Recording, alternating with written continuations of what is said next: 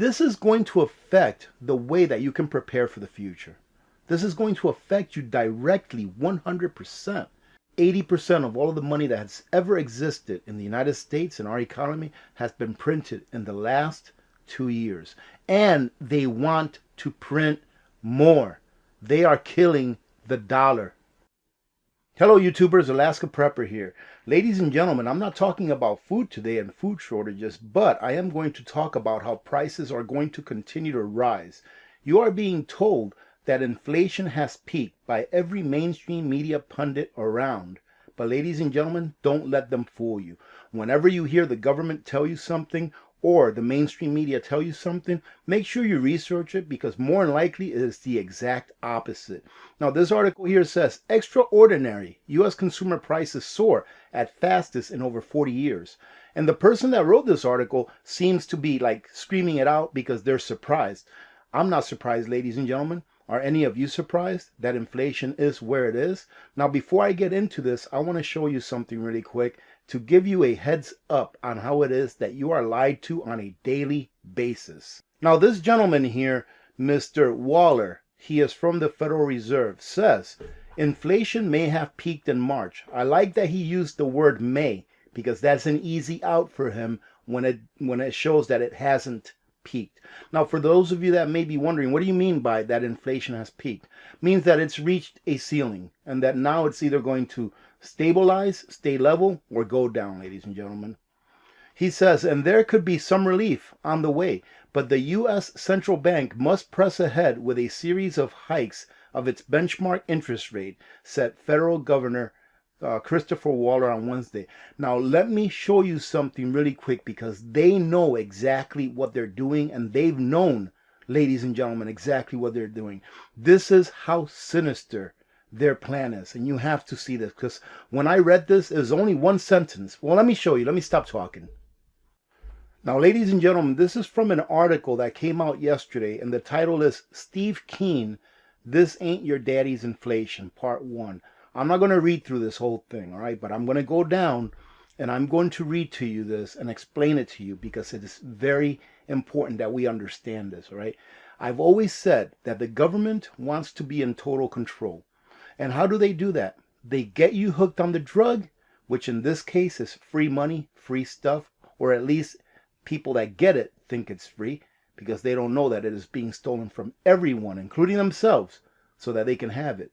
Right? And then give it to the people. Now, let me explain to you what Keynesian is, right? First of all, Keynesian, or Keynes, was the gentleman that developed the Keynesian economic system, right? Or model. And what that means is that you can pretty much print money forever. Print money out of thin air forever, and the more money that you print, the more prosperity you're going to have, right? Because if you have the power of the printing press, you can just print, and you can just go on forever, right? It seems that wealth grows out of a printing press instead out of hard work. So here it says, Keynesians asserted that there was a trade-off between inflation and unemployment. So what Keynesians are saying is, and they understand this, is that the more money you print, the less unemployed people there are. But why, ladies and gentlemen? Now listen to this. Unemployment can be lowered by expansionary fiscal policy, but at the price of a higher rate of inflation. What does all that mumbo jumbo mean? Why can't they put it in regular, just everyday terms that we can understand? Pretty much, ladies and gentlemen, what this means is that unemployment will be lowered the more money they print and the more people that drop out of the workforce, because they are now being provided for by the government. That's what it means. Why do you think that right now we are at like almost record lows, if not record lows, unemployment level? With all of the people that rely on government, I think it's like 65 or 75% of all Americans, ladies and gentlemen, rely on government for one thing or another. Now, the more money that they print, the more money that they can give to people who don't want to work, which means that they're going to stay out of the workforce, which means that it lowers unemployment. And what is that doing? That is building a society that is dependent on government.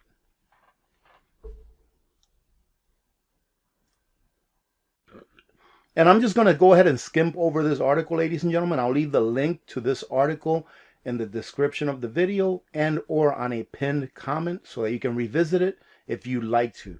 But here it says, having warned the world to expect extraordinarily elevated levels of inflation due to Putin's price hikes. Everything nowadays is Putin's price hikes. But all you have to do is take a look at the charts. And I'm going to show you one chart that will show you that no, this is not Putin's price hikes. Yes, this war in Ukraine, war, ladies and gentlemen, is 100% destructive. Nothing good comes out of war because things get destroyed and resources get used for that war that could otherwise have been used for positive things, for things that would have enhanced society instead of taking away from it. All right, so war is no good, absolutely. But I'm going to show you a chart that shows you that no, this is not Putin's price hikes, ladies and gentlemen. This is because of money printing. All right, it's because of money printing, and there is more to come. There's a lot more inflation to come. So this inflation has peaked thing, I'll say it right now, I 100% disagree with that statement. And I think that month over month, the rest of this year, we're going to continue to see higher inflation. Now here he says, having warned the world to expect extraordinarily elevated levels of inflation due to Putin's price hikes, the White House is likely in shock this morning because the headline CPI rose 1.2% in March, which, ladies and gentlemen, when people see that 1.2%, it may not look like a lot, but that is a very high inflation number. Because if you take that and compound it into what it would be in a year, you're looking at 14.4% inflation in a year if we were at 1.2% every month.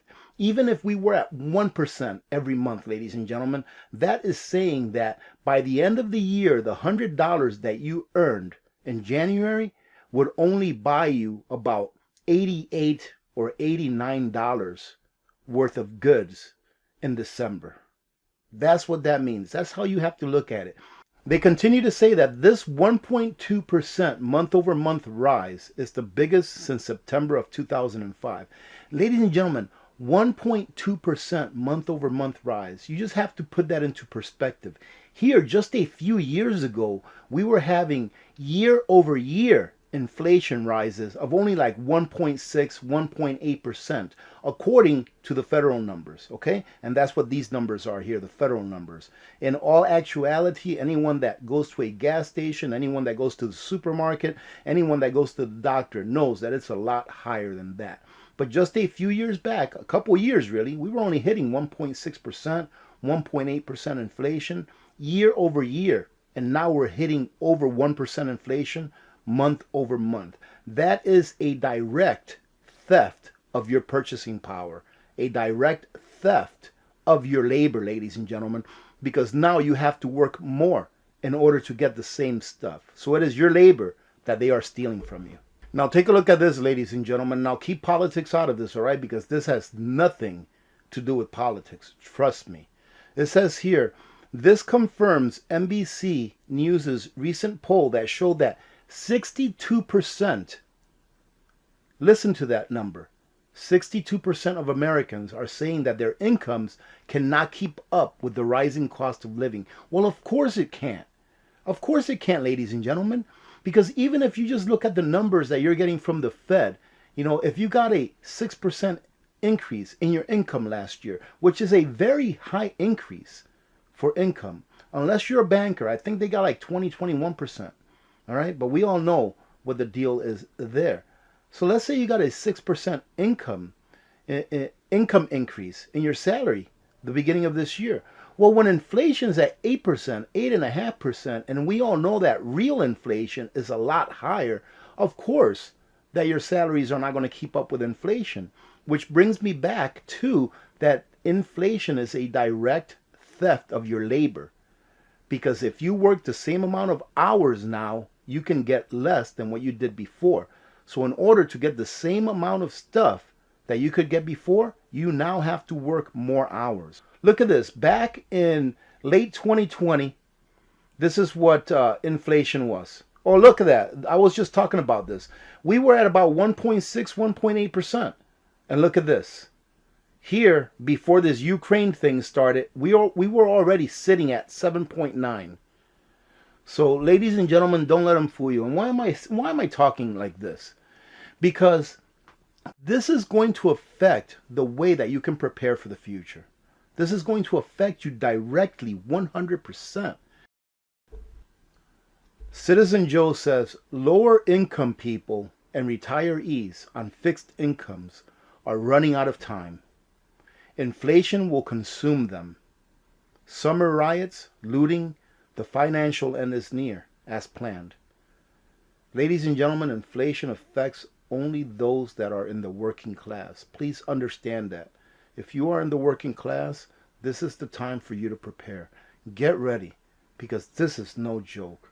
Now, ladies and gentlemen, this is the M1 chart, all right? This is pretty much all of the money that's out there in circulation, with the exception of whatever money or whatever fiat currency is what it is. It's not money, but whatever fiat the Federal Reserve may be holding or the Treasury may be holding. Like right now, I think that the Treasury might have a little less than $500 billion in the Treasury account that they can actually use to fund government, right? And once they take that and put it out into the economy, that in itself is inflationary. But I want to show you something. Take a look at this. This is 2020. Now look at all the way back to 1960. Right? Or 1959. Let's take a look. 1959, $139 billion is what was circulating around the entire economy of the United States. All right, ladies and gentlemen. Now remember, we were on a gold-backed currency back then. All right, now take a look at 1971. Right here is 1971 and went up to 218 billion, which kind of makes sense because the population of the United States was going up. But look at here. Look at what happened from 71 at 218 billion all the way to today. It's 100-fold. We are now at 20, almost 21 trillion. All right. And this is actually only taking it back to February. All right. This only goes back to February of this year. So we are at 21 trillion from 218 billion back in 1971. That is all fiat currency, backed by nothing except for your labor. Because the more of it that they print, the more that you have to labor to get the same stuff that you did before they injected the economy with even more fiat currency. Now, I just want to show you something real quick. All right, so from the beginning of the Federal Reserve System, all right, 1913, all the way up to 2020, all right, $4 trillion. $4 trillion from the beginning of the Federal Reserve System, which is what introduced the U.S. Federal Reserve note into our economy, $4 trillion.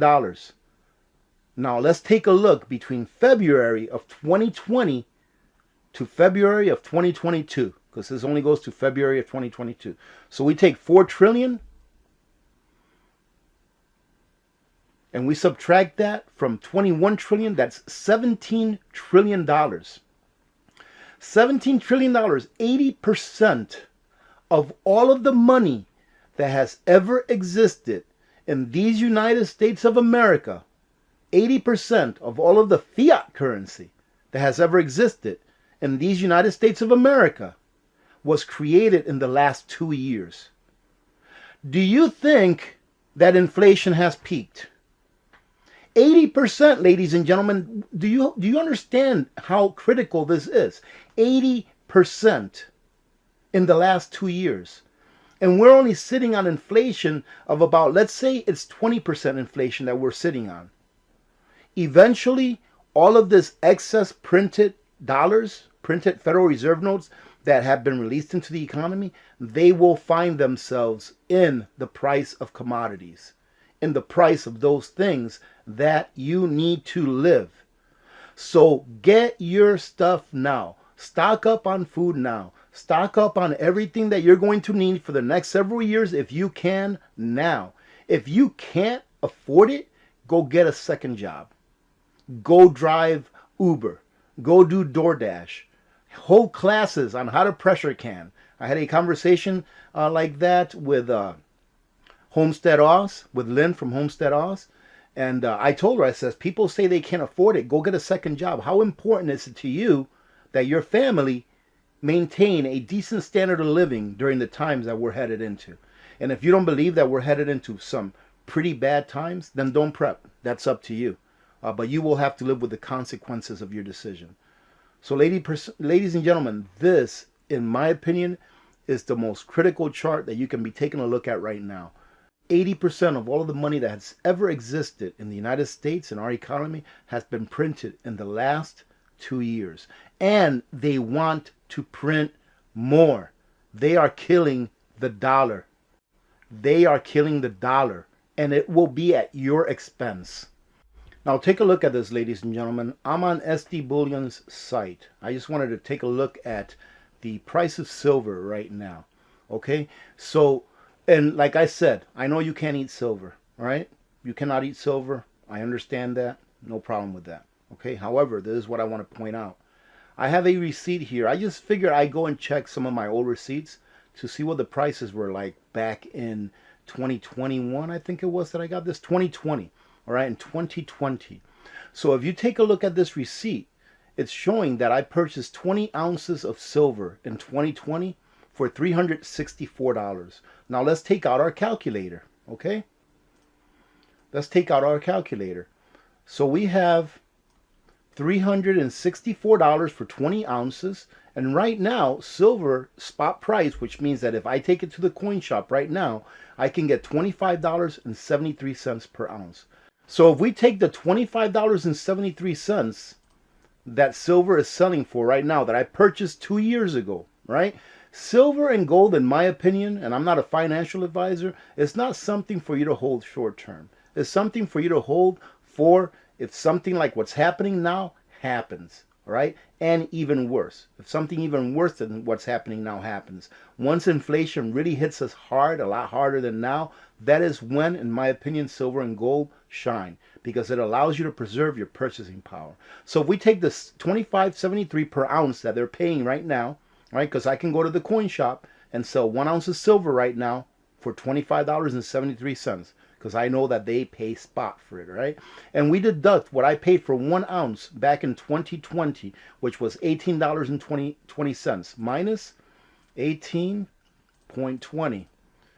That's $7.53. Now subtract that, or divide that by the $18.20 that I paid for it. Multiply that by 100. Ladies and gentlemen, right now, if I took those 20 ounces of silver that I purchased back in February of 2020 and sold it at spot price, I would be making 41% more than what I paid for it back then. Now, do you think that inflation has gone up to 41% in the last 2 years? I think so. I think that food has gone up even more than 41%. But when you take everything, when you take your living standard, all right, do you think that if you would have gotten a 41% raise in the last 2 years that you would be doing pretty good? I would say so. That is what silver does, ladies and gentlemen. Same thing with gold. I know that it's a volatile market because of all of the manipulation, but long term, it pays off to save, not all, but some of your excess wealth in gold and silver. This is proof. Right now, I can take those 20 ounces, go cash them in, and I will be 41% richer when it comes to nominal value. But what I'm saying here is that I definitely maintain my purchasing power with these 20 ounces of silver that I purchased a couple of years ago. That is where I'm getting at. This is a real life example of how it is that silver and gold retain your purchasing power. It's not made to make you rich, but it does retain your purchasing power. Now, ladies and gentlemen, I'm going to do a short video and publish it later on today about nutrient survival. Heck, I might be able to publish it before this one because this one's going to take a while to upload. About nutrient survival, and that if you are in the market for nutrient survival, if you like nutrient survival and you want to buy some, I would recommend that you purchase some before the 16th of April, this Saturday. I got some insider news, and I think I'm the only one that's gotten this, that nutrient survival is going to increase their prices across the board by 5% starting on Saturday. So if you want to take advantage of it today or tomorrow on Friday, the prices are still going to be the same. I think I'm the only one that's putting this information out because I'm always bugging Becky over at Nutrient Survival to let me know when prices are going to go up. Having said that, I truly do hope that you got something out of this, ladies and gentlemen. I hope that now you can understand how it is that inflation robs from you your wealth. It robs from you your purchasing power. It robs from you your labor and your time, which equals freedom. Remember to be good to each other. When good people do good things happen. Remember to reach one, teach one, and repeat. If we all did this, the world would be a better place, and you know that it will be a better place. Many blessings to all of you and your families. I'm Alaska Prepper. I'm out. Ladies and gentlemen, I understand that not everyone is in the part of their preparedness plan where they should be storing long-term freeze-dried food. But if you are, take a look at Nutrient Survival. I stand behind this food because it is the most nutrient-dense food in the market. It tastes great, they have outstanding customer service, and the company is run by great people that I call my friends. You're not going to find a more nutrient-dense food that tastes good and is reasonably priced when compared to other major brands. I wouldn't stand behind Nutrient Survival if I didn't personally use it and love it. So feed your freedom with Nutrient Survival.